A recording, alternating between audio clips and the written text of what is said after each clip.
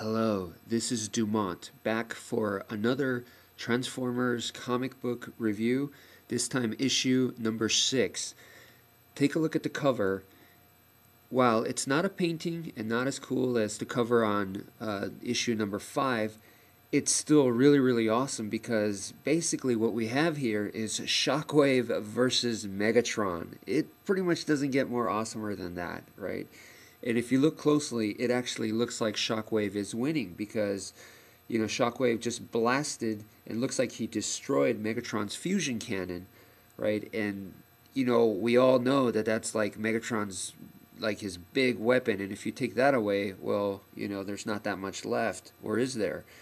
So anyway, the rest of the comic book, the inside of this comic book, does it reflect the cover? Sometimes comic books don't, and it really kind of sucks when it doesn't. Well, let me tell you what, you're not going to be disappointed because in issue number 6, a large portion is reflected upon this battle, okay? So pretty much whoever wrote this must really like Shockwave because at first Shockwave, he invades an oil rig, like a super advanced technology made by the humans, and they battle him, and Shockwave kicks butt.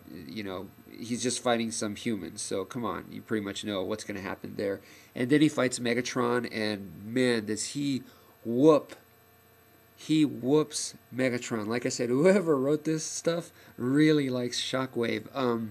They make Megatron look really bad. Megatron is basically begging him to he's just like, Shockwave, he's like, just kill me, And Shockwave doesn't. He's like, you're more worth to me alive, so I'm gonna keep you, alive. And he pretty much humiliates him and everything. So it makes Megatron look really bad. Now, let me make sure I say this, that it has been said right at the beginning of their fight that both of them are at a weakened state. So both of them are not at 100%, but since they're both that way, it's hard to tell, who has worse of the tear before the battle, but still, I just did not expect to see Megatron humiliated so badly like that.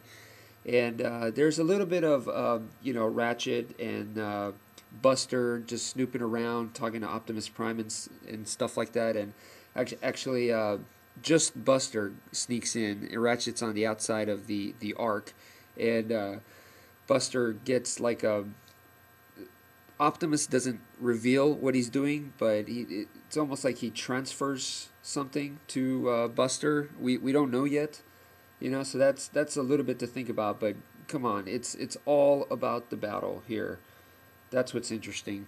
Shockwave totally shows that he is the Decepticon leader, and all the Decepticons many of them have been revived, and many of them get to see what happens to Megatron because Shockwave drags in the body of a beat-up Megatron, throws him on the ground. Megatron's still like half alive, and he says like, this is what's going to happen to anyone who does not obey me.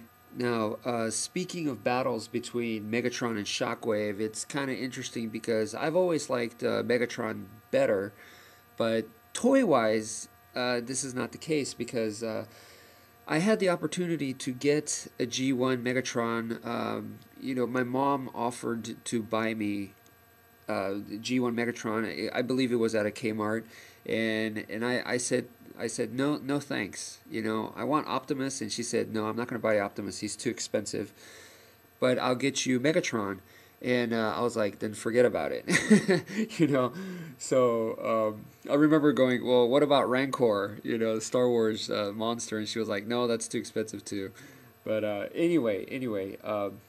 So G1 Megatron, I did not like the way he looked. Gun form, obviously awesome. Walther P-38 looks fantastic. Shockwave, on the other hand, one day my dad came home and he's like, here, and he gave me Shockwave, and I was like, whoa, Dad, that is awesome.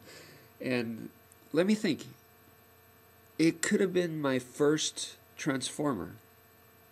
either first or second. I'm not sure. I don't know if Soundwave came first. I want to say Soundwave came first and then Shockwave. But anyway, I got Shockwave, and gun wise, he's not a Walther P38. He's some, you know, I for lack of a better word, a Cybertronian laser gun. Okay, but it works. And in the comic book, they show him flying around in that form, and he does transform into it and blast Megatron, which is, reading that, it kind of feels good. It's just awesome to see that. And I think his gun form and his bot mode looks good. It looks way better than the Megatron. I'm talking about the toy, right? He looks way better. So it's almost a darn shame. They could have just removed Shockwave's head, right, and attached Megatron's head, and taken off that arm, that blaster arm that Shockwave has, and given him a normal hand, because Megatron has two normal hands, and then the part that connects to form the gun, the front part, the blaster part, they could have somehow changed that more into like a rounder, shape, to where when he does transform into robot form, you could attach that onto the right arm, and it becomes the fusion cannon that Megatron is so well known for.